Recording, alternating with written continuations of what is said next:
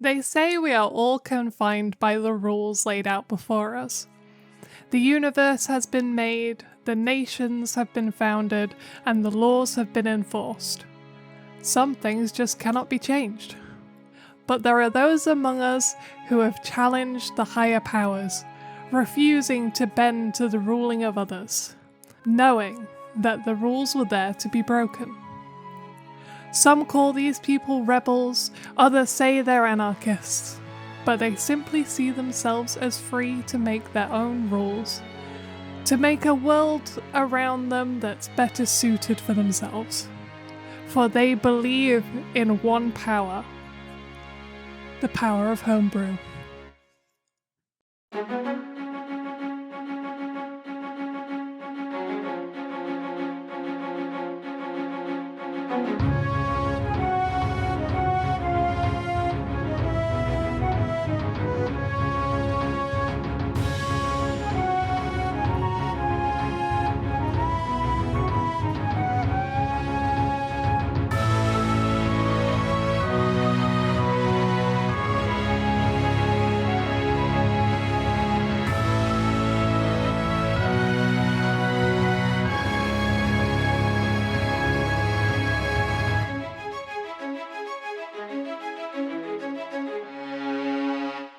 I have to say, for most of that speech, there were just two movie quotes that just kept coming to my head.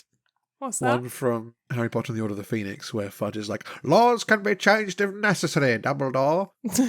And then you mentioned rebels. I was like, "Rebels, scum." Star Wars. So, yes. I had nothing to do with anything. I just thought I'd share. Well, no, appreciate it. Quotes, yeah. I love quoting films. It's so fun. I don't watch enough to be able to quote them. Well, I probably don't either. I just quote the very small number that I do. That's fair. It's very fair. You know what time it is? I mean, at the minute, it's 25 to 5. Oh my god, I can't believe you would timestamp the episode so much. That's it, we're ruined. Aw, darn it. I was going to say it's time to jump aboard the super duper hyper trans universal flux machine. Yep. That will take us to DM discussions. Brilliant. Let's go. Right now.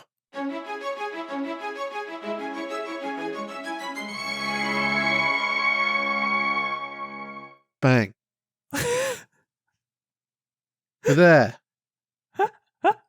Did it. Woo! Great journey. Thanks, super duper hyper trans universal flux machine.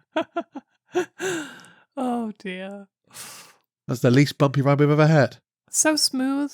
Who's running this one? I've forgotten. I mean, I usually say the people who have done the intro, but you're so good at running them, so this is now your job. Me, good at running? That's a joke. That's a joke if ever I heard one.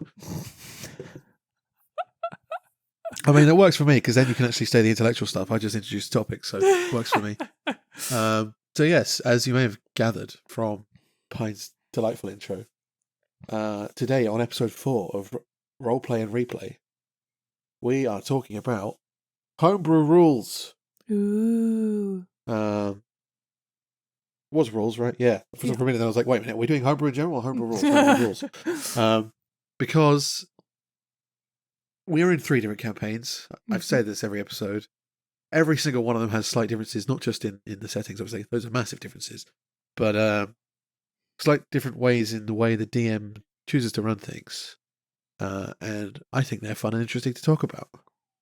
So I was like, hey, Pine, we should do one about homebrew rules. And I was like, yeah, that'd be cool. And here we are, like a week later, doing it. Woo! Fun times. So, the first one, which actually I do want to talk about more because there's a maths element to it, and I'm a maths nerd, is... Wait, no, I've jumped the gun. The second one is what I want to talk about because I'm a maths nerd. Yep. But first, I think we should actually talk about the purpose of defining rules. What do you think? I've written notes, but I also haven't even asked what you think about this. So what do you think before I talk about what I wanted to talk about? I mean, for me, I enjoy the occasional homebrew rule, and I think they are a good idea, but as long as like the whole group agrees on it, And it's often to make complicated mechanics easier or more interesting, and as long as you're not breaking the game, I think it's good to implement. Makes every game unique. Yes. Yeah. I mean, the way I see it, there's two sides to adding rules to a game. There's keeping things vaguely realistic, and when I say realistic, I of course mean realistic in context of the universe you're in. Yeah. Not, you can't fly. Flying isn't real. That's boring. That's the whole point of playing this for fantasy to escape stuff. So keeping things realistic within the context of the universe, there's some bendiness there about rule of cool, because rule of cool is cool. That's the whole point of it. Mm-hmm. And on the other side, keeping things fun.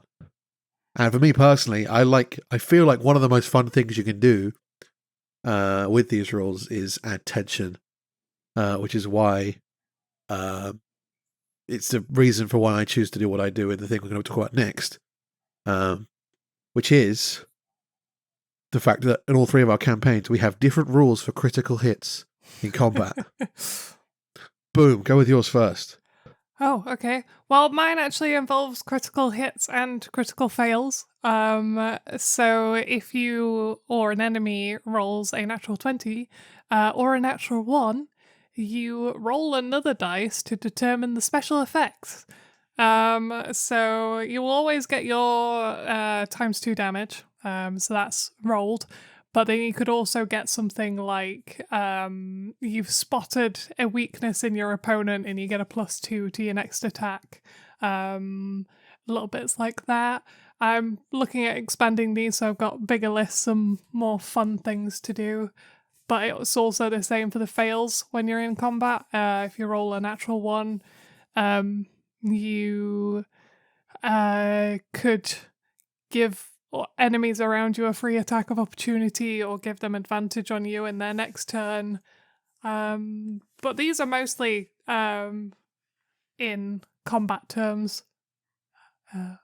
Yeah, it's almost like I think a good way to describe it would be like critical triumph and critical despair. Yeah. And I've stolen those words from a different games rules set, but that's because it's relevant. So yeah, yours is fun because it's actually an entire new edition of things. It's not just how does the damage get calculated, which is interesting. But I do want to talk about how the damage gets calculated because it's not much of a critical hit if you don't do some critical damage. Yes. And my problem with the base rule set is that critical hits just adding a die to your roll doesn't necessarily mean you're going to get more damage. Because you could roll a 1 on both dice. And then you're just sad. Isn't that just sad? It's very sad. Which brings me to the rule set that our friend uses, which is just, you do max damage. Fixes that problem. Yeah. Problem it doesn't fix is that I also feel that critical hit should definitely do more damage than max damage because it's critical. Like typical, video game RPGs, you do a critical hit, you get like 50% over your max damage, or maybe even double. Things like that. Pokemon, for example, critical hit, completely wipe the floor with them. Which is why I bring my version in. Not only does it guarantee you get max damage, it guarantees you get more. It's called Beefy Crits. I stole it from Mark Humes, because I stole everything from Mark Humes. He's the best. And that's where you do max damage and roll the dice again. Which means you get anywhere between base max damage and double max damage minus a modifier. Yeah. Which to me solves all the problems. And going back to the tension and fun thing I mentioned, beefy crits are fucking scary. Yeah, they are. And they're fucking satisfying to get. So my player's like, oh, I rolled a crit. Boom, 50 damage at like level 4. How is a level 4 doing 50 damage? Because you've got a critical hit with beefy crits. It's great. But, yep. creepy crawly, my enemies can do them back to you. You can't die, bitch. Yeah, that is. I feel like in your campaign, it's fully reasonable that someone will die from massive damage rolls, whereas I feel like in the other ones, it's less likely. I've been keeping a tally as well, and I'm actually so annoyed at how many more crits you guys have got than I have. Then again, a lot of the fights I've done haven't been balanced action economy-wise, so you get more attack, so it kind of makes sense. Yeah. Do you roll more Maybe I need dice? to send a bunch of swarms at you and make them get crits. Yeah. But yeah, the threat of a beefy crit coming from the enemy is, excuse me, scary and exciting. Yeah. But rolling one yourself is like, oh great, how many dice do I get to add up now?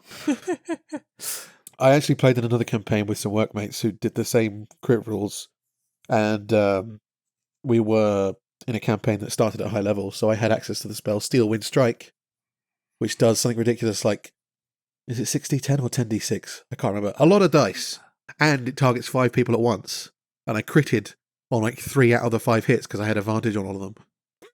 And so I was just sitting there rolling d6s for about 20 minutes and did like 110 damage. I was like, yes. The more you tell me about this spell, the less I want to give you it. But it's so fun. Don't forget, the more powerful you make your players, the more powerful you can make your enemies.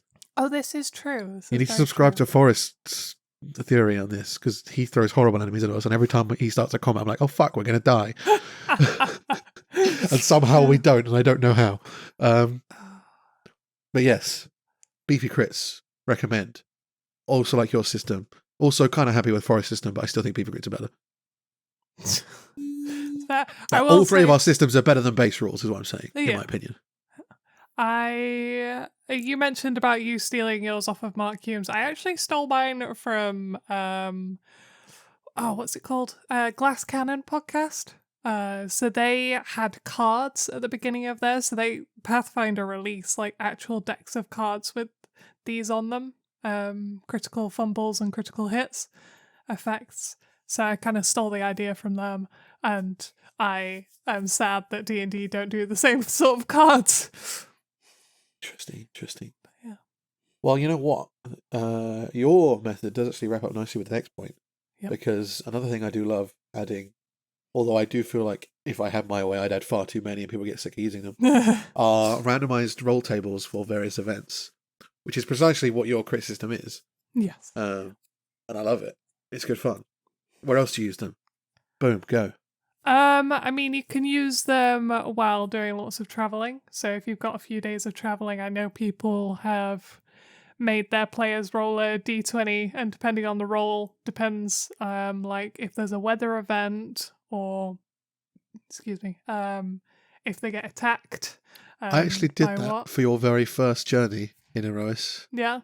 And I didn't like it. No. Personally, I don't know if it was just at the time or in general, but like I rolled, I was like, "Oh, a bear's supposed to attack you now." Don't know if I could be bothered. Yeah.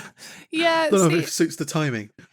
I agree with that. I feel like sometimes when even though there are long periods of travel, I feel like there shouldn't be unnecessary combats, if that makes sense. Like combats just for combat's sake. Yeah. But I mean, it depends what kind of campaign you're running. Obviously, ours are kind of RP heavy, so yeah. yeah. But there's also the wild magic table. Oh, I love the wild magic table. I've decided now. I think we mentioned it last podcast because we were talking about the whole glowing lake thing.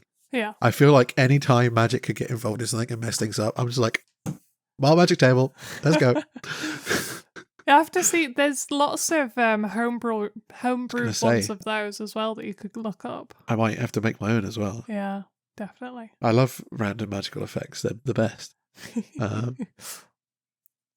Yeah, another one I use is the optional rule of what are they called? Lingering injuries, which can be used in numerous circumstances. I choose to use it when people get knocked out or go to 0.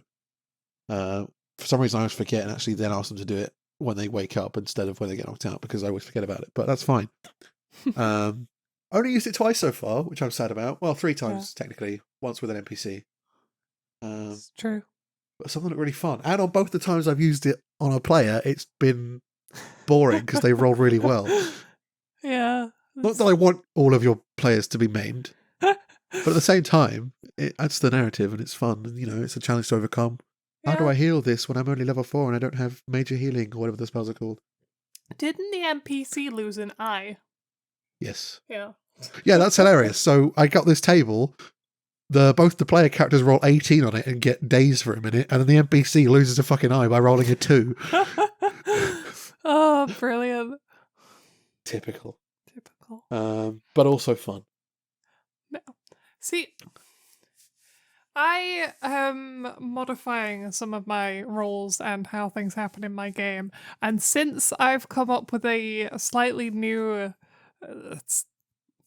more of a narrative thing for the death saves and going down and all that, it's not come up yet because the big fight where I was supposed to get most people down, you all smashed and nobody ended up going down. And Again, I told you why that happened. It's because the session before you said you should plan for this, and we did, and we nailed it. Yeah, god damn it. But yeah, so I'm looking forward to bringing that up when it comes appropriate in my campaign. I want something a bit more narrative for what happens when you get knocked to 0. Gosh. I don't want to Speaking of being knocked to 0, the next bullet point we have is death.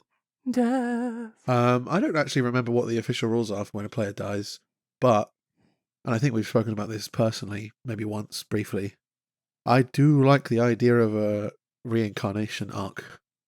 Oh yeah. Again, entirely stealing this from Mark Humes. I said everything from Mark Humes because it's the only true D&D content I've spent a long time watching, and I love it all, so why would I not? But yeah, when his players die, they have a chance to come back. And I'm talking about sort of low level before you get anything like reincarnation, actual, spells that do it for you. I can't remember what level they died. Oh, actually, now that I think about it, one of them died at level 4. And you guys just turned level 4. Ooh, spooky. And yeah, there was this really fun, interesting arc for a good 10 sessions where the player took on a temporary character and they went on a big mission to resurrect the original one. And it was really fun. Okay. And it was tied into the base campaign story as well. And yeah, I love it. What do you think? That sounds pretty fun. I haven't really thought about reincarnation or that side of things so much yet. I'd love the reincarnation spell though. I do think there's another one you have to think about your players as well, because Yeah. there was an incident. I call it an incident. It wasn't really an incident. An event in our friend's campaign where one of our characters was just straight up murdered by the big bad evil guy with power word kill, and none of us were ready for it, and we were like, "What?" But I think Forrest, the DM, chose the right player to do it on. He chose the most experienced player who's got 5 million characters and probably isn't as attached to his main character in that game. So I was quite happy with it, and found it like a really exciting narrative point for the story, as we all did. But at the same time, if he'd done that to me without warning, I would have been really upset. Yeah, not properly upset as in like, oh my god, I fucking hate you, but it would have hit me in the feels. Yeah. I am fine. Well, not fine, but I'm okay with if any of my characters died. Like, I'd prefer it to be some sort of heroic moment or like a dramatic moment. But if so yeah, I'd prefer for something like to happen, or if it died in combat, that would be fine. But if any of my characters just died from power word kill, and it was just like, oh, hi, dead, I would be furious. I hate that spell so much. I don't want none of my characters to die. Don't let my characters die. Let them come back. They're good boys. Aww. Well, there's probably ways for them to come back. This is actually the entire purpose of this episode, is I'm subconsciously telling you, and when you listen to it, Forrest, not to kill either of my characters, because I'll be really sad. But what if you need that dramatic moment for the story? Then let me be reincarnated in an even more dramatic way. Okay, I've taken it on board. I'm still not I'm still not convinced I will never kill any of your characters, but Damn it. It's just how it goes. Note to self: murder Amnesty next session. Okay, cool. You say this. I fully expected Amnesty to die in the last game because she just went up and started solo fighting the small big bad. Well, yeah, but as usual, I massively underestimated how powerful the group was, and you fucking destroyed him. Yeah. But that's besides the point. You've actually written one on here that I'm interested to hear about. Action economy. Yes. So the main one on this is obviously health potions are usually an action to take. And I think for all of our games, we have set those as a bonus action. It's just, I think the main thing is we all know how much it would suck to take your turn to just take a health potion, like no attack, nothing else, probably just take a health potion, which gives you like a normal one, 2d4 plus 2. And then if you roll really low and then you get attacked the next turn and lose it all straight away, and all you did that turn was take a health potion, it seems pretty pointless. Yep. Also, imagine doing that in my campaign when you don't have any healers. Yeah. Yeah, that's just sad. Another one I think we we just forget. I don't know if there's necessarily different between our campaigns or if we just forget, but it's changing weapons. Like in mine, how do I even do it? I don't even know if I remember how I do it. I think I consider the sheathing as a free action, and then if you sheath and draw, it's a bonus. Yes, so I was looking this up in the rulebook earlier, and I couldn't find anything specific, but it was sheathing and drawing weapons are counted as interact with objects, and I believe the first interact with objects is free, but if you do a second one, it's technically an action, I believe. Where we've said drawing a weapon would be, if you sheath and then draw, would be a bonus action. I don't like trivial things taking up actions. It just feels bad. It feels like it slows down the combat, and especially an action should be something meaningful, I think. Yeah. Especially if you've got like a lot of people playing or a lot of combatants you're up against, and it takes a while to get round to your turn, and then you're just like, right, okay, well, this is the one thing that I'm doing. It doesn't really help, but I'll be set up for next time. Yeah. Yeah, I mean, especially in bigger groups, sometimes combat rounds just drag on a little bit. I do feel like they're potentially the one time in a D&D session. If there's any time in a D&D session where I might have my focus wander a bit, it'll be during a combat round with like 10 people on the initiative or more. And then you do that, and then you get an action, and your action doesn't really do anything. It's like, oh, okay, well, I'll see you in 5 minutes. Yeah. I want to keep it engaging and fun. Yeah. The better sessions, or not the better sessions, but the ideal is that you spend most of the combat round trying to work out what you're going to do. Yeah. Because things keep changing and being exciting, and they're not going to be changing and being exciting if everyone spends a turn taking a potion. So yeah, we're agreed on that one. Yeah. Screw rules as written. Yeah. But that.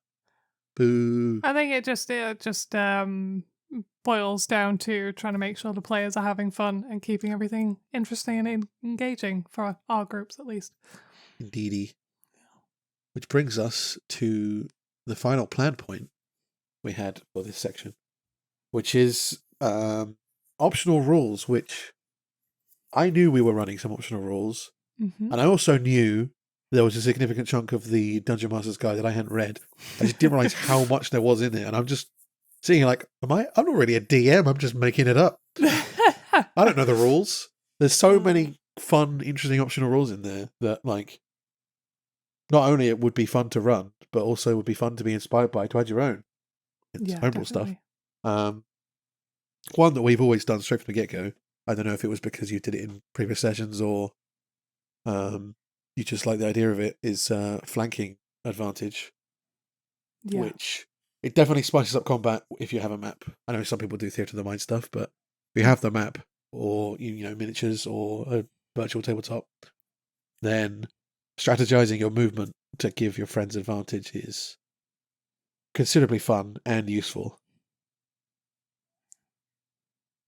I mean, I assume everyone does now, but I'm just going to clarify. So flanking is where you and an ally are on opposite sides of an enemy. So you're on either side of them. But yeah, this a related one I saw on there is facing. Have you heard of the facing rule? I looked over it, I skimmed over it, but I'm not too familiar with it. In a situation where you are, well, the idea is every turn you declare which direction you're facing, and your I can't remember the wording they use, but basically your attacks should only be able to target the direction you're facing and either side of you. Okay. So you can't say for whatever reason you're a monk and you've got 4 attacks in one turn. You can't attack the person in front of you and behind you at the same time. Oh, that's weird. See, I thought it was interesting. Yeah, that is interesting. I think if I was to use that, it would be you'd have to declare where you're ending your turn facing, because then you couldn't opportunity attack people moving away from behind you.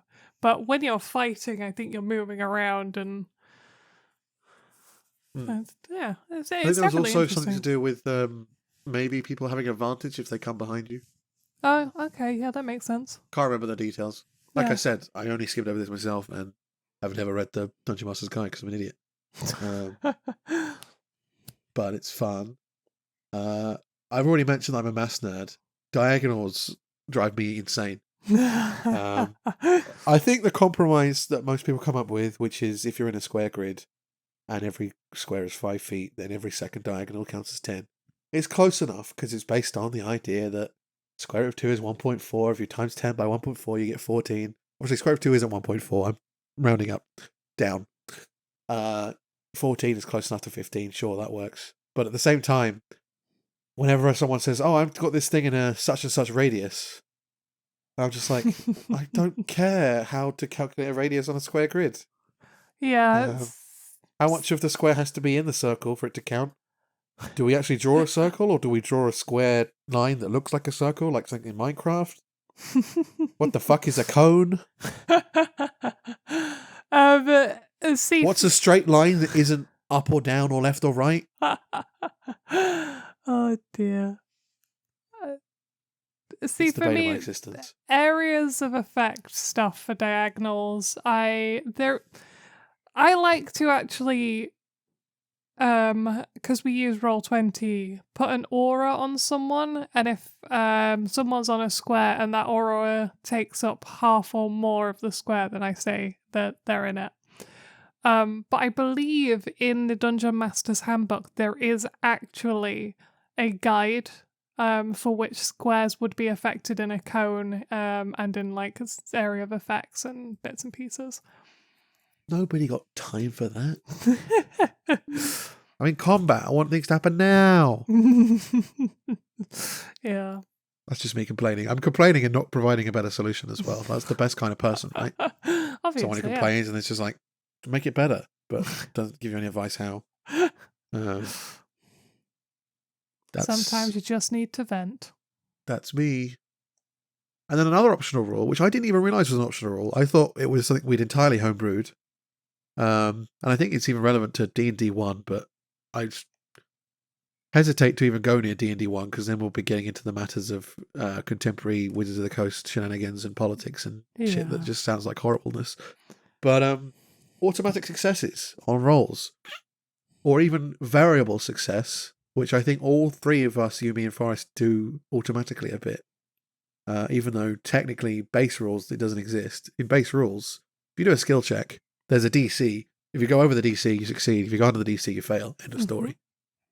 But we sort of automatically apply a spectrum where we have the base, or at least I feel like we do. Correct me if I'm wrong. Forrest definitely does, and I definitely do, where we have the base DC, and depending on how much you beat it by, you might succeed better. Yes. The end. There we go. Solve that. Yeah, I definitely use this. I think the biggest example of this for me in my games is when you roll in the Spectrum library, researching bits and pieces. So depending on how well you did and how well you rolled would depend on how much information you would get. I almost feel like that's more of a custom rule, though. I mean, it is basically what I said, but at the same time, it's a specific scenario. We do it even in basic things like, do a perception check. Oh, wow, you rolled 23. You can basically see 4 miles away in perfect detail. Yeah. Oh, if you rolled like 13 and the DC was 12, it's like, yeah, you can see what you're looking for. Yeah. Just about. Obviously, I'm exaggerating there, but I think I like it.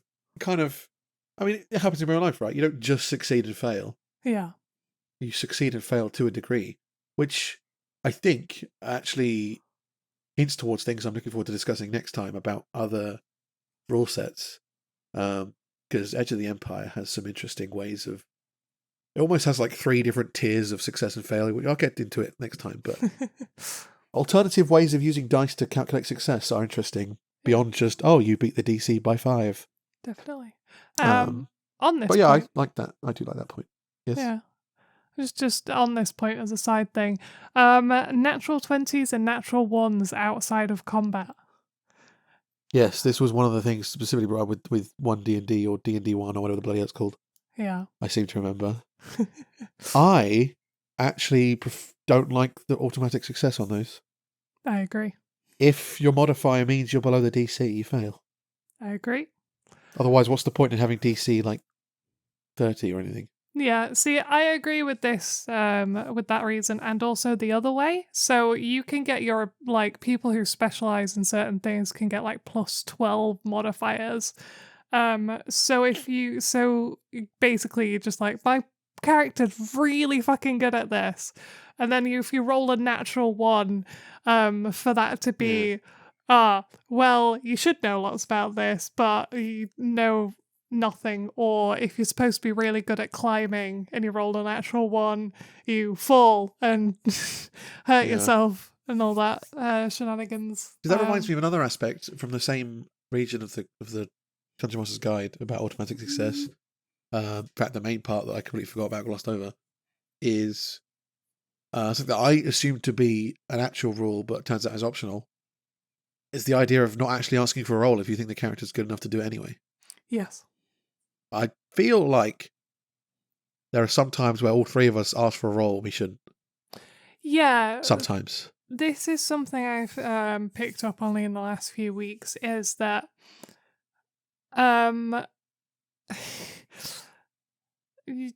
players shouldn't necessarily ask to do rolls. You should be like, I want to do this, can I, sort of thing, and then see if the DM wants you to roll, which is one way to do it. But also, because in my games, a lot of the times you're like, I'm going to do this, and then I'll be like, yeah, sure, you could do it. And other times where you're like, I'm going to roll myself a dexterity saving throw to see if I can do this thing. And I'm like, why are you setting yourself a roll? That last one is different. That's where I've done that before. And from my personal opinion, that's when I can't decide whether or not my character would do something. Okay. And therefore I'm like, well, let's let the dice decide using my skills. Hooray. Which I think is a fun way of RPing, to be honest. If you can't decide. It is. But like in that specific moment where someone rolled to see if they did something and they succeeded, and they were like, "Aw." It's like, well, no, you see want that to succeed. Why? That proves that they wanted to do it, so they should have done it in the first place. Yeah. If this is a good life tip. If you can't decide on an outcome, flip a coin, and then before you look at the coin, decide which one you want. You never know where... Oh, I'm wording this terribly. If you can't decide something before flipping the coin, your brain will have made up your mind the moment before you reveal the coin, or the moment after. Because you'll secretly be wishing for one over the other. I mean, if you're not, then you really are undecided. But I've worded that terribly, and I'm sorry. That's the worst way to give out really important advice, but it is what it is. Yeah. If you flip a coin and you see the outcome and you're disappointed, you shouldn't have flipped a coin in the first place. You know what you want to decide. There you go. Boom. Nice. I still feel like that doesn't do it justice, but whatever. I get the idea. I've rambled for about half a minute about this now, so let's move on. It's all good. Oh, the last one on this list, which I already am turning my nose at because I hate it in video games as well as I do in D&D. Encumbrance. Ah, yes. Or as I often say in games when my character decides to slow to a crawl, oh no, I'm cucumbered. I don't like it. No, at all. Just not No. interested in I it. mean, if you're literally like, oh, my character's going to lift up this boulder that's 4 times bigger than me, and he's going to carry it around for the lols, then yeah, fuck off. But just, I've got a backpack, I've got some small things in it, leave me be. It's fair. That's my take on it. See, I can kind of understand this. I don't like using it myself, but it gets to a point where if a player is saying they have like 5 axes on their backs, 6 swords that they just can always access, then it's getting a bit ridiculous. I mean, yeah, I think I'd limit that, but I wouldn't use encumbrance. No. I'd just be like, you have up to 2, maybe at a push 3 sheets to fit these in. Pick which ones you want. It's the point. Because I mean, for me, my characters, I automatically like discard of old weapons when I'm done with them. Yeah. In video games and in D&D. I'm just like, oh, I got these new daggers now. I guess I don't need this quarterstaff. Eat. Makes sense. You were saying something. Yeah, because none of us really use it or look into it. Do you actually know what the encumbered condition would do? Nope. Me neither. Now I feel like I want to look it up. Let's do a Google. Encumbrance 5e. And I'm looking in the book. Encumbrance is experienced when a character is carrying an amount of weight that exceeds 5 times the character's strength score. Brilliant. In what measurement? Pounds? Kilograms? Football fields? This means that if a character with a strength ability score of 10 was carrying 55 pounds, there goes pounds, of gear, they would be considered encumbered, right? That doesn't tell me what it does. No, I'm not going to disable my ad blocker. Blah, blah, blah, blah, blah. Well, now this one's saying it's equal to 15 times the character. This is why I hate searching for D&D rules. Because, like, the official guides aren't just straight up there online. A bunch of article writers just make it up. I swear. Yeah. I'm trying to find it. Oh, now it's 5 times. I've seen 3 numbers on the same website. When encumbered, a character isn't capable of maneuvering optimally, and their movement speed is reduced by 10. If a character is carrying an amount of weight between 10 times their strength score and their maximum carrying capacity, which I think was 15, their movement speed is reduced by 20, and all ability checks, attack rolls, and saving throws that use strength, dexterity, or constitution are at disadvantage. There you go. According to this website, that's the answer. I don't like it. I'd rather just be like, yep, that's too heavy, you ain't taking it.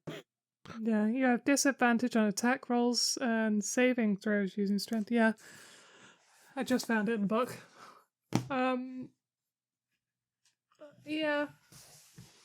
I mean, reducing by 10 or 20 is not as bad as in video games where you go from being able to sprint to literally just crawling. I'm thinking of Skyrim mainly. I hate it in Skyrim when you go from...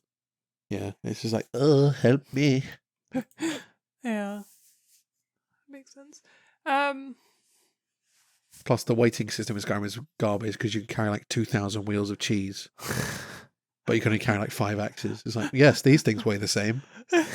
Never mind, I'm also going to pause combat right now and eat those 2,000 wheels of cheese to get my health back. What are you going to do now? That's right, Todd Howard. I got your number. I love Skyrim. Don't kill me. Don't hate me. So that's the thing. Yeah. Unless you have any further points to add. Okay, I did put this on there just because I like it. So the other thing about homebrewing rules is you can also steal rules from other systems. And one of the ones that I really like is actually from Pathfinder. And it's aged. It's the effects of like the different ages you can be as your character. So like young adults and everything, your stats are just how they are. But if you decide your character is middle-aged or older, you increase wisdom, intelligence, and charisma, and decrease strength, constitution, and dexterity, which I think is quite interesting.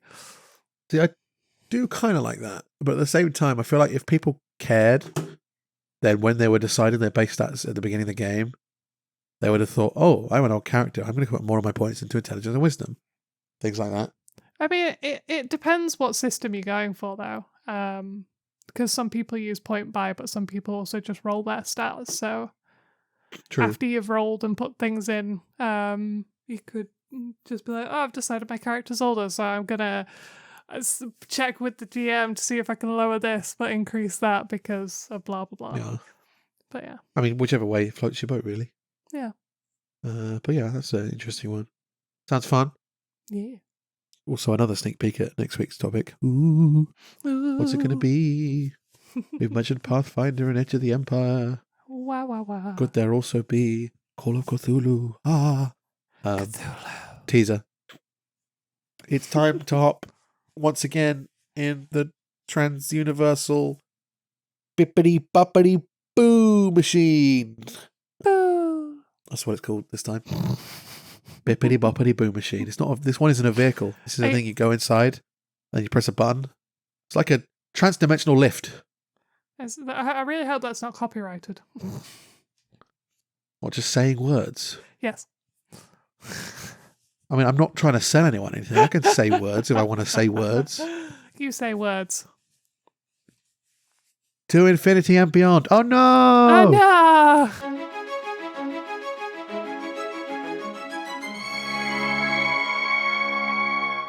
I did that Batman thing again. We're in player moments. It's a whole new section. You were talking about copyright. A whole new section. A whole fantastic discussion thing to discuss. Yes, if you're listening to this podcast, Disney can't tell me no. I'll tell them where to go. It's before we've been found out. This song at this point of the podcast. You first.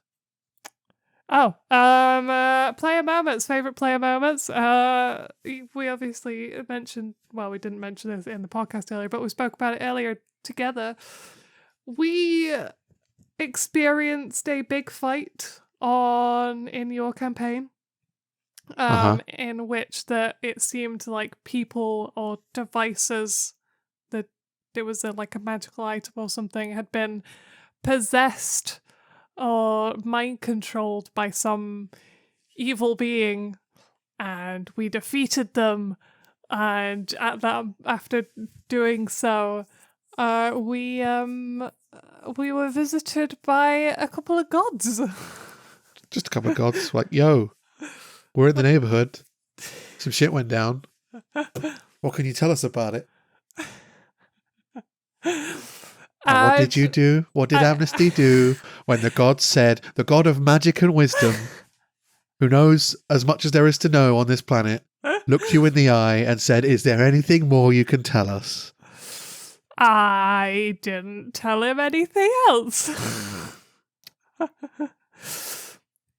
In my defense, I want you to use the defense you used earlier. Amnesty's not magical enough or wisdomy enough to know that. But the god sure is. He was magically wisdom enough to know that you were fucking lying. No, what I was saying about that earlier was, he's the god of wisdom and magic, and there would be consequences. And I was thinking, well, Amnesty's not magical or wisdomy, so it's can't affect her that much. I mean, are you implying that Amnesty is immune to magical effects? Because No. I wasn't aware of this. No. He can't affect her that much. Power kill. Fuck you. No, that was kind of funny. The best bit is you weren't even the only one to sort of stand there and defy a god, because another player was just like, we've been here doing your job and you arrived just after we've killed everyone. How convenient. I was just like, bitch. So, hang on. In my defense, one of the people who was possessed was an old friend, and I didn't know what the gods would do if they found out that she had been possessed and was part of this thing. So I didn't They're want them good to gods. spite her. He wanted to help.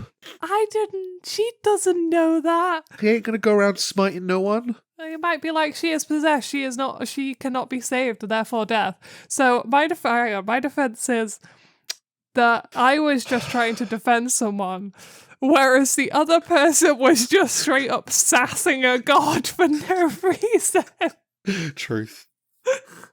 I mean, to be fair, he did. I can understand your point of view because he did turn up all angry and like, the fuck's going on? Yeah. Everyone got on their knees. He was all rah. Me God, be scared. I hope you like him next time you meet him, though. He's not normally that mean. And you know, your characters all know he's a nice god. He was just, he was scared. Yeah. A god was scared. You need to be scared. If a god's scared, then you should be scared. She was scared. Good. So that was your favourite moment. I kind of enjoyed that one as well. No. I'm going off script for my favourite moment. And I think you basically can agree with me on this one. Yeah. We discussed it before the podcast. This is just universal win. We've all been friends for like a couple of years now. We met each other on Twitch, most of us, or through each other. And then D&D came along and it's like, oh wow, these people who were already my friends are now super friends. That's how I consider it anyway. Yeah. Like I fucking love our D&D group. And through a set of fun circumstances, that was not how that word's pronounced. Fun circumstances. Fun circumstances. And the fact that the pandemic's finally eased up a bit this year, or last year rather, we all found ourselves meeting up in person. Yeah. And we had hugs and drinks and hugs. Yeah. And drinks. And I got picked up. Oh, physically. Yeah. I mean, I wasn't not picking all of you up. Like, me and Forrest was like, I'm going to give you a bear hug. He didn't give me a fucking bear hug. Where's my bear hug? Aww. Whereas I was like, I'm going to pick all you up and spin you around. And I fucking did. So yeah, all of that through the power of D&D. I mean, chances are it would have happened even if we hadn't done D&D because I think we were pretty decent friends anyway. And some of you had met up beforehand for different reasons. So, but I don't know. That was a very, very, very special weekend for me. Yeah. I definitely don't think we'd be as close if it wasn't for D&D because that is like the single thing that's just like, we're going to meet up every week and chat. Yeah, and I've said it before. I mean, I'm just rambling now, but I love you guys. No. Yeah, so that was my favourite moment that kind of stems from D&D. Yeah, I mean, it was a good D&D, you're a nerd. I bet you got no friends. Now, fuck you. I got friends. Got loads of friends. I got friends because of D&D. I mean, I had friends before, but, that is all. That's good.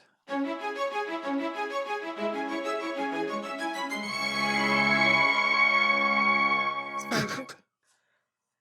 I have to do the thing now. Do I need dice? Yes, you need dice. Damn it. You will need use of a D20 and a D4. Okay. And maybe the others. Just bring them up. I got a set. It's all good.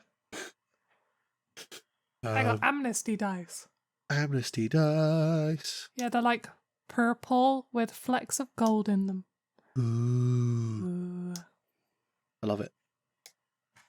So, we established last time that Amnesty, young, sweet, innocent Amnesty, is tired of life in Horizon, and we're at the point in her life where she's about to leave. But before she does that, she's spending a bit of time as a nomad in and around some of the districts she's not explored before, visiting pubs, doing stuff, getting drunk, doing more stuff. And that's where we find her now. Are you ready? I am. I just want to clarify. She did. Doing stuff is not the spice stuff. I am. Yes. It's the more innocent version of just doing stuff. No, that's good point. So that's the period of time we're in now. She hasn't yet fled to the lowlands. Spoilers. And she hasn't yet met up with any of the groups of friends she'll meet in the future, all which I know of have no name. You guys need to come up with a name. And again, I suppose you guys need to come up with a purpose to have a name first, so I'll work on that. Yeah. But yes, we're still in Horizon, but we're in a new phase of Amicy's life. And so I shall begin. Why am I nervous? The group of men in the corner let out another roar of laughter as they merrily clink their tankards and cups in a toast to whoever told the latest in a series of seemingly hilarious jokes. Almost simultaneously, a chorus of lilting laughter streams over to you from a trio of women near the bar. You lift your own drink. What are you drinking? I am drinking I am drinking some mead. Very nice. You lift your own tankard of mead and take a moment to immerse yourself in the general buzz of the tavern, basking in the atmosphere which is, relatively speaking, still quite new to you, although not so much that you're uncomfortable. Is there anything you're trying to pay attention to in particular? You just vibing. You can just be vibing if you like. Yeah, I think I'm just vibing, keeping a general eye over the people around. Nice. Having finished your current beverage, you get up to use the bathroom when, all of a sudden, an errant body is sent flying, spinning towards you and slams into your abdomen. Said body, which is that of a dark-haired dwarf, collapses to the ground and makes a feeble attempt to sit up, but just gives up and falls into a heap, clutching at his own tankard, which falls loose from his grip and spills onto the floor. Spills only a small amount because most of it went all over your body. And you look down to your shirt, which, while not necessarily obviously fancy, you did grow up in a rather rich household, so this is a fairly expensive piece of gear. And you look over to spy the person who threw the dwarf in your direction. A not quite fully grown blue scaled dragonborn. I've lost where I am, sorry. It's okay. Yeah, like I said, he's not fully grown adult, but he's clearly old enough to drink. Although you're not quite familiar with the dragonborn culture, whereas they are on Erois. He's big, but you fought bigger. As you look towards him, his eyes drift from the fallen dwarf over to you and flick between your newly soaked clothing and the furious expression on your face before he smirks. The fuck you glaring at, Orned? I don't like being glared at. Well, I just think it's a terrible waste of good booze. I don't give a fuck what you think. You're next! And he's quite clearly approaching you aggressively. I'll do that thing where you smirk slightly and then put the hands up and then just beckon with one hand. Come on then. Well, in that case, it's initiative time. Okay.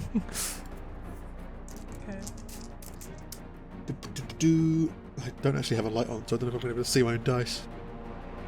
Rolling surface thing. Where's my light? Oh, that's bad. I have light. Let there be light. Oh no, that's not bad. I misread it. That's bad. That's good. That's bad. What do I get? I got a natural 1. Oh. For a total of 0.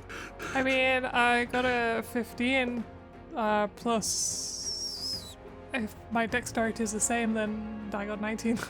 I thought it was a 6. The numbers merged. Well, you go first by all means. I should point out, this is not your standard combat because you're not a level character yet. Okay, cool. But I've given you the base HP of your first level in Ranger. So you have 12 HP. Okay. Your strength is 2. Because that's just what your strength is anyway. And this will be a fight using only unarmed strikes and improvised weapons. Are you happy with this? Yeah, I'm happy with this. Then, your turn. Okay.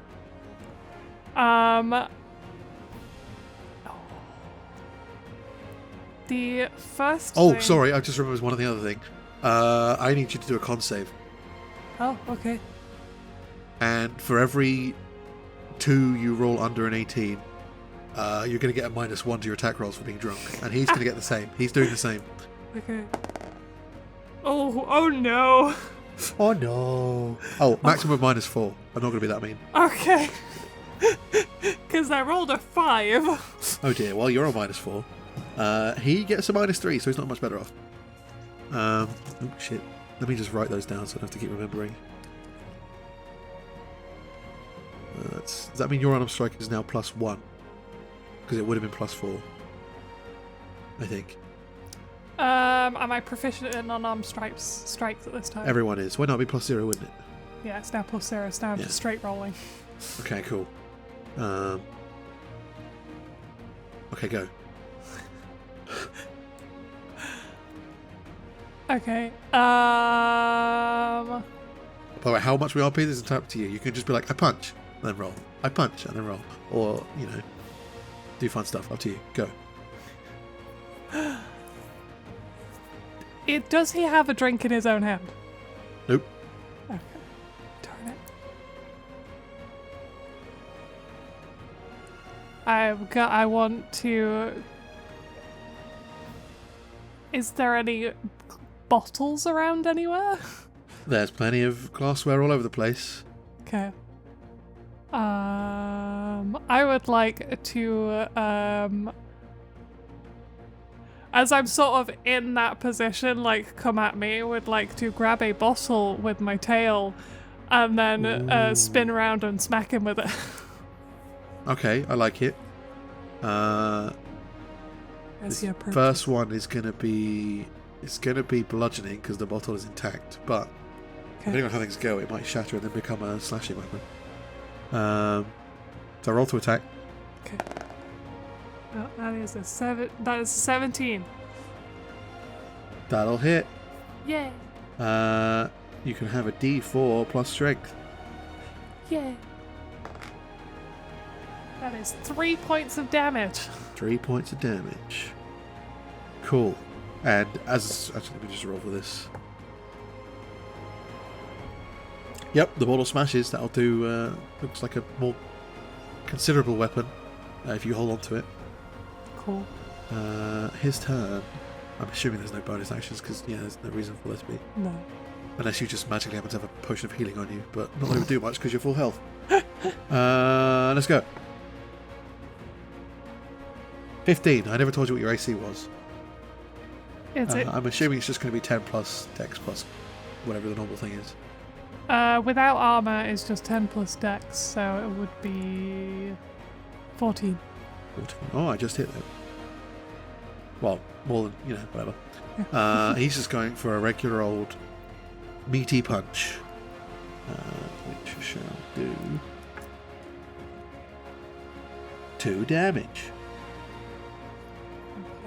I'm keeping track of both health, so you don't have to worry. Cool. Yeah, your turn. He doesn't say anything yet. Where did he punch me? He was aiming for the shoulder.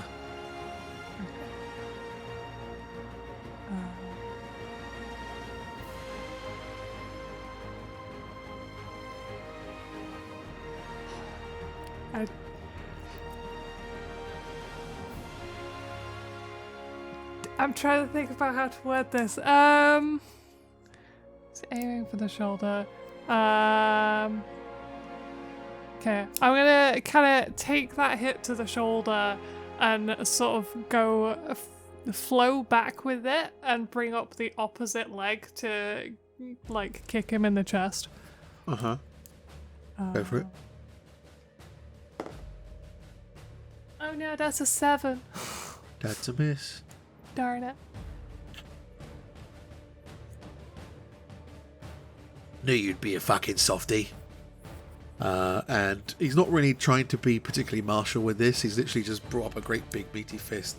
He's just swinging it down at the top of your head. For a 13. Miss. Dang it. You sort of, I assume. You tell me how you dodge. Okay. He's just bringing it coming down. Yep. I'm just gonna try and duck out of the way and move my body around his to then go for a punch in his back. Go for it. And since today's topic is homebrew rules, I'm going to homebrew some random combat rolls as we go. I'll just say, and I knew you'd be dumb and slow. It's 13. I don't know what that is. It does not just. Damn it. Because it's over 10, it makes contact. It just doesn't do anything against his armor. But that does mean you apply force to him, which means he's going to make a dex save. Because he's just put all his mighty force into this swing. And he gets natural 20, so he's fine. Damn it. He, without really paying attention to his surroundings, just spins around with his arm. Just trying to clobber you wildly. Probably going to sort of come elbow level. And he gets an 8, which is a miss. Yay. Let's see if you'll let me do this. I would like to, if he's swinging his arm around, duck underneath his arm and then try and grab one of his legs to pull it out from underneath him. Trying to trip him over. Sure, we'll roll your strength against his dex. Oof. What'd you get? I rolled a 3 plus 2 is 5. He rolled a 5 minus 1 is 4. Yes! Yep, you send him toppling over. Is that your whole turn? I guess I'm just going to roll that as your whole turn. Which means it's his whole turn to... Is he going to get up or is he just going to swipe? I think he's just going to grab at one of your legs. And... going to grab your ankle and then try and use his other hand to punch your knee to try and bend it backwards. Oof, ouch, okay. And he rolls... Oh, he rolls a 19. That's going to land. Oh, yeah. For... Where's my d4 gone?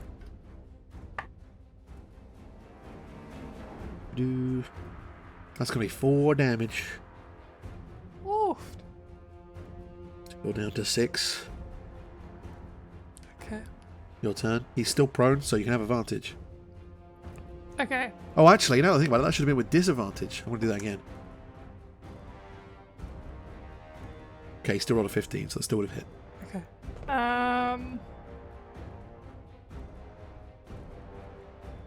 Is he still holding onto my leg? With one hand, yes. Your ankle. My other leg that he's not holding, pick up and try and stomp down on his shoulder of the arm that he's holding me with to do damage, but also, I mean, I would like him to let go, but I don't know very well. Have some advantage. Okay, cool. That was a 9 and a 17. Yay! Nice. Yeah, he lets go and cries out in pain. Roll the d4 for me. That is 2 plus 2 is 4. Nice. Oh, it's tight. It's tight. Toy. He's going to spend his entire turn getting up. Okay. Your turn.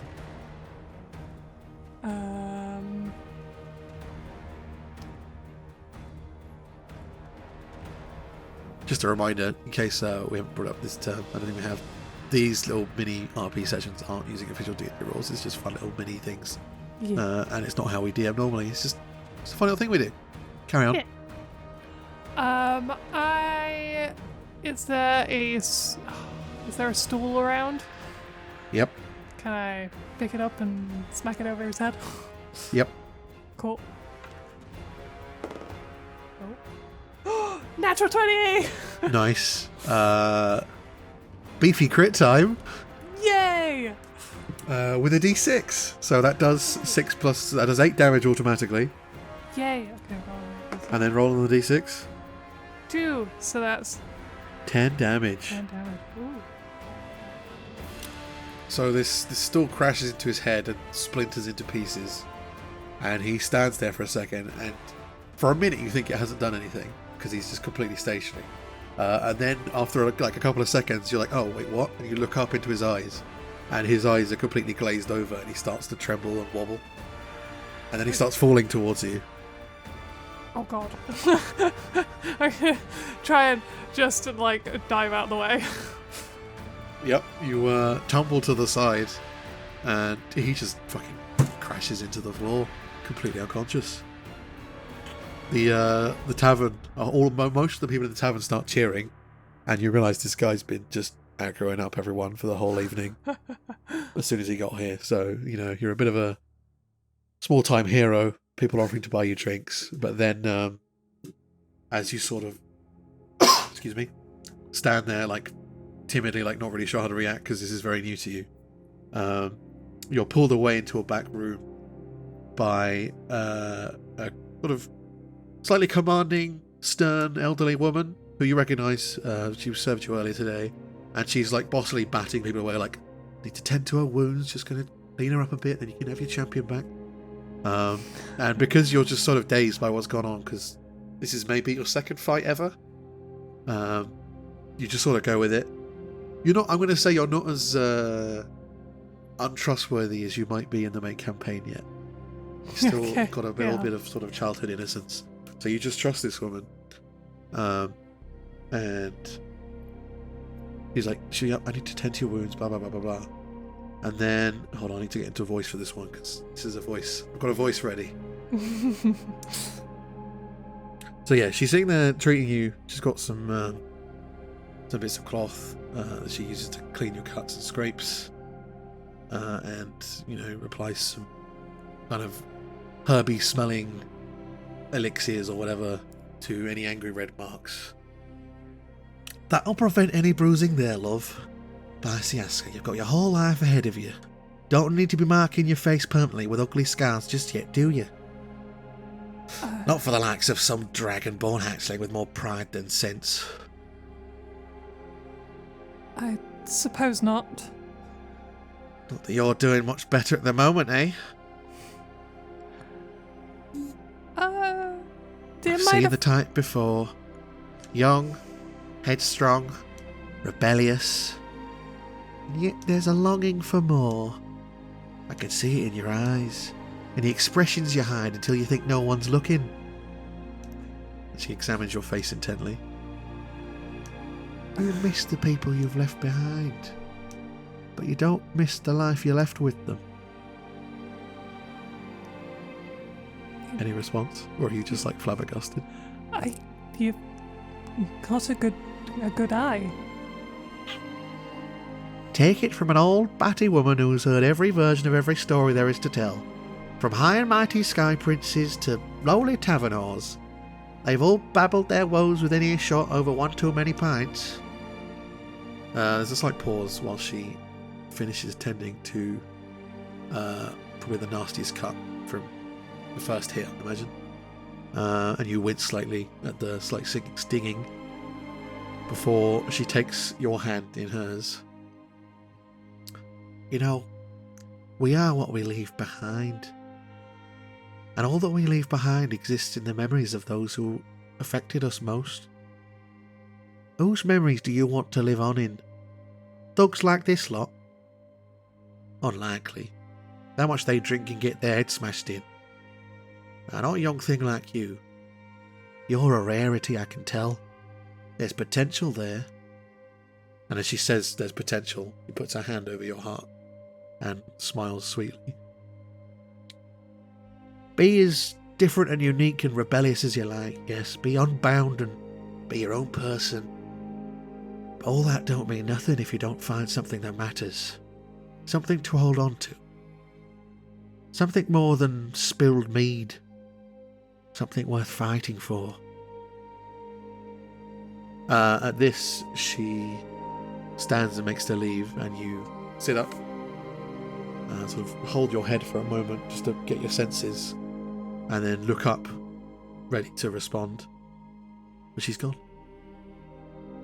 In the background, back in the main room of the tavern, you hear music start to play. Another smattering of laughter spills out through the door as some choke, followed by the sweet melody of a harp being plucked. The music wipes away the remnant confusion from the strange woman's behaviour, and you're filled with a sense of peace and joy. Some months ago, you left your family behind to explore the world, but something held you back. Something inside you wasn't ready to let go of Horizon. And so as you get up and leave the tavern, with a renewed sense of purpose, a small figure, no larger than a child, face half in shadow, half illuminated by a nearby street lamp's golden rays, watches.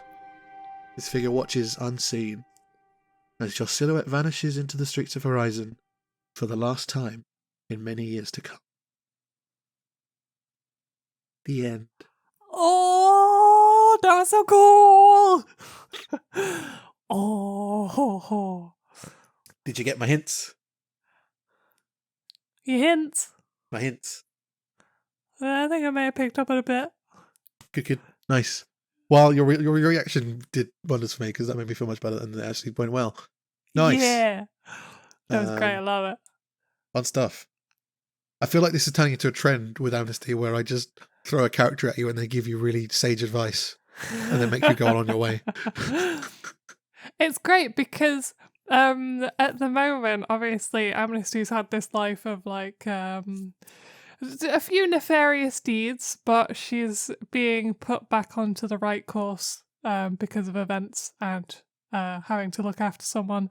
So it's also nice to have like these bits of sage advice, almost as though she's having flashbacks as well. So I like it. It's good.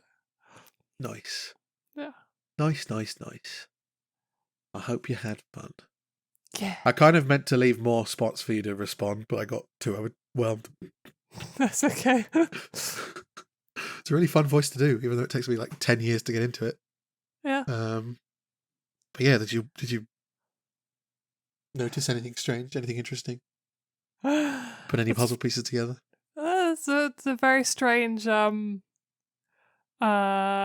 woman. Also, was that Sayada? Yes! You got it! Yeah. Boom. Nice. I like it. She's been watching me. She's been watching you. Da da da. Da da da. The plot thickens. This is Anyway. before she's even got her tattoos. Before she's even got her tattoos. Yes. Well, that is all. That's all, folks. We just ended the podcast right there. Just no goodbye. Yes, next time, as I've hinted at throughout, we'll be talking about a couple of different game sets, rule sets, words. What's the word I'm looking for there? Different type of tabletop RPGs. That'll do it. Sure. Coming at it both from the angle of how characters and rules work, and also coming at it from the angle of setting and my favourite bit, because I've already said several times this episode I'm a maths nerd, how to use dice to determine outcome mathematically. Yay! Right, I won't be too boring. Some of it's interesting. I won't go into probabilities because no one likes probability. If you're a statistician, how? But yeah, I hope you enjoyed. Pine, did you enjoy? I very much enjoyed. I enjoyed. Good. Wonder what Arathor's going to get up to next time. Ooh. Will he come back and visit his wolfy friend? Will wolfy friend be there? Will he discover a town? What's going to happen? Is he even going to be that close? Or for all I know, it could be like months later. All this on Roleplay Replay, Episode 5, coming soon. Yeah. In a world. Sorry, I just sort of felt like I was going into some kind of show advertisement there, or TV film advertisement.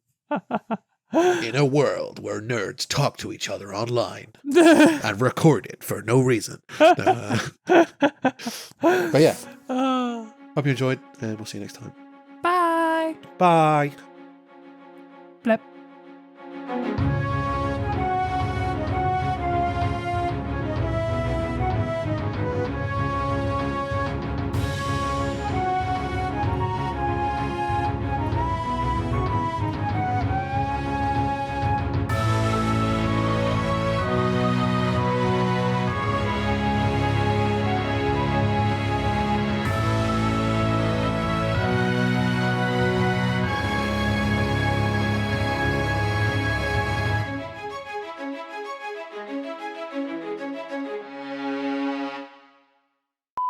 Again, why did I do that bit before getting the voice? I need to get the voice now. It's fine. I'll be fine in the edit. It's just a voice I've not used before. This is why I love the bloody Southern American, because I can just slip into that any time, you know? I'm trying to do a Brian Cox voice, but it's an old woman. Millions. Damn it, this is really hard. I want to do it for the podcast. Give me a minute. You can do it. That's fine. That'll prevent any bruising there, love. Christ, you got your whole... Why did I say Christ? Christ isn't a thing. Sorry, let me restart that.